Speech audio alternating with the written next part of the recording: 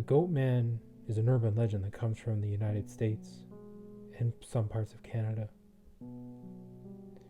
However, today we'll be discussing two sightings, one in Maryland and one in Texas. The Goatman is described as a half man, half goat, and he does exactly what you'd expect him to do. He kills teens, eats dogs, and other things of the sort. No one knows exactly where the urban legend comes from, and today we'll discuss some of the most convincing stories of the Goatman.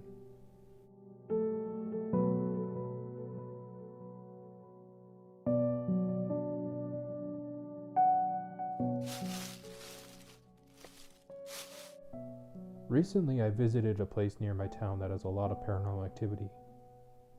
The actual name of the bridge is the old Alton Bridge and is located in Denton, Texas. I had just heard stories from my classmates back when I was in high school about how creepy the bridge was.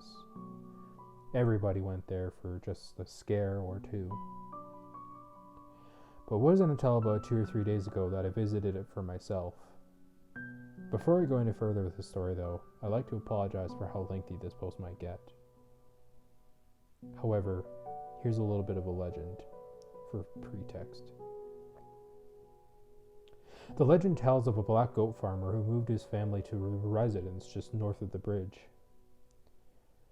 A few years later, Oscar Washburn, the rancher, was known as a dependable, honest businessman. North Texans endearingly began to call him the Goatman, but the success of a black man was still unwelcome to many, and including the KKK. The KKK turned to violence after he displayed a sign on the old Alton Bridge that said, "This way to the Goatman." In August 1938, the Klansmen crossed the bridge and kidnapped Washburn from his family. They hung a noose on the old Alton Bridge, and after securing it around his neck, they threw him over the side. When they looked down to see if he had died, the noose was empty. In a panic, they hopped back on their horses and they went down to the bottom of the ravine to find his body, but they couldn't find a body, just an empty noose. So in even more panic, they returned to his family and they slaughtered his wife and children. The first night I was there, my brother and a friend of mine met up with a group of ghost hunters called Haunted Texas Paranormal Group, or something of the sort, and they told us the story of how the bridge became to be known as the Goatman's Bridge. After I came home, I researched the name of the bridge on Google and came up with plenty of information. There are several websites dedicated to the bridge and tell the stories and personal experiences of people that have been to it.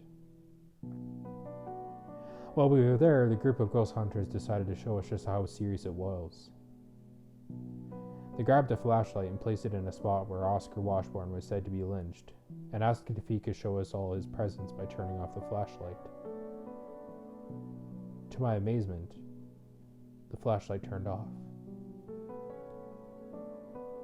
I was watching intently as the light started to get dimmer and dimmer until there was nothing but darkness.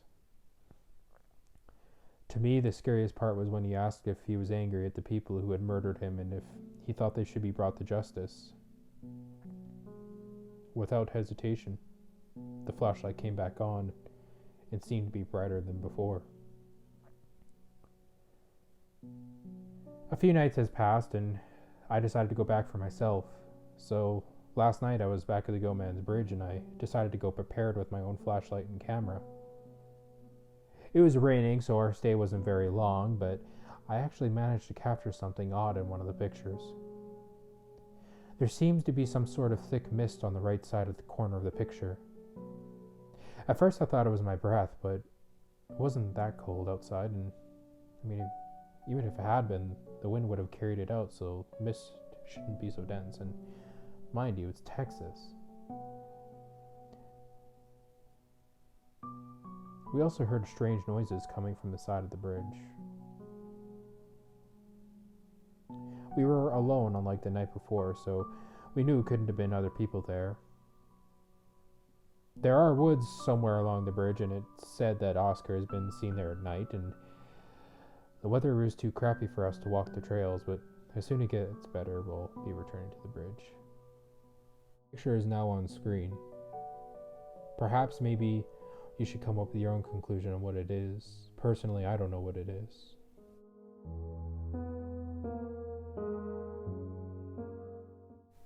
The Goatman, according to urban legend, is an axe-wielding half-animal, half-man that was once a scientist who worked in the Beltsville Agricultural Research Center.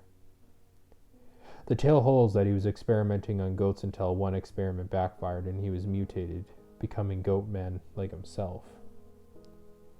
They began attacking cars with an axe, roaming in the back roads of Beltsville, Maryland. A variation of the legend tells the Goatman as an old hermit who lives in the woods, seen walking alone at night along Fletchertown Road. According to the University of Maryland folklorist Barry Pearson, the Goatman legend began a long time ago and were further popularized in 1971 when the death of a dog was blamed on the Goatman by local residents. Pearson says, end quote, "Bored teenagers," end quote, keep the Goatman legend alive by repeating the story and suggesting that the creature attacks couples frequenting the local Lover's Lane, subsequently steering interest in sites like Fletchertown Road. When I was about 4 or 5 years old, we lived in a trailer park in Baltimore, Maryland. I distinctly remember being haunted by what looked like a goat who stood upright. I never saw it in full light, but I still remember seeing its shadow as I lay in my bed and it walked down the hall towards me. Especially its horned head. I would call it to my parents and say, "I saw a goat, a scary goat." Even though I never had a speech impediment, my parents thought I was saying I saw a ghost, not a goat. I would empathetically correct them. Their answer was prayer. My grandma took me to a petting zoo around that same time and said, "Be careful with the goats, they'll eat anything." As if they didn't panic me enough, soon a small goat began munching on my t-shirt. I had a way overblown reaction, crying and screaming and trying to climb the fences. She really didn't understand my hysteria, but she knew I was being visited by a Goatman. Maybe she would have taken my outbursts more seriously. Only recently, at 36 years old, did I read about the Goatman in Maryland. It sent chills up my spine when I recalled these events and saw the drawings of this cryptid. I'm certain that this is what I saw, and it's even weirder that it was in Maryland, where this thing is thought to live. Too coincidental for me. I'll never make fun of anyone who believes in cryptids ever again. The Goatman has been described as being 6 and 7 feet tall. The first reports of a Goatman date to around 1957, but sightings still have continued over the years. The Goatman also gets around some, with numerous sightings from various places including Texas, California, Indiana, Canada. Let's just say he hoofs it. Sorry for the bad pun. In Prince George's County, Maryland, there's also a bridge called Crybaby Bridge, and it is told that if you go there in the dead of the night, you'll hear the sounds of a goat braying. I found more than one bridge that honestly was named the Crybaby Bridge, and they're everywhere. So I know this is a little, I know I'm being a little unorthodox with my narration right now, but I thought it'd be interesting to say that, not only kind of near this forest is there a Goatman, there's also now a haunted bridge apparently. But yeah, maybe there'll be a future video.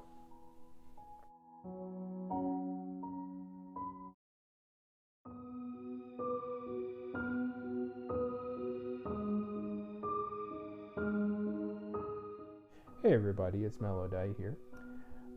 So thank you for watching the video today. If you're new here, like, comment, and subscribe. Most importantly, welcome to the Melodite family. I wanted to say that my next project after this, I'm actually super excited for. It's probably one of my more favorite cryptids to talk about. It's been in multiple movies. It's probably one of the most famous comic book type monsters. It's really fascinating to me. I don't necessarily believe in this creature because I just, I think it's a little far out there. But hey, you never know. There could be literally a subspecies of this creature that is as big as it's described. And so yeah, anyway, ladies and gentlemen, I want you guys to do something for me, just in case if the Goatman comes after you and you hear the footsteps coming down your hallway towards your door tonight.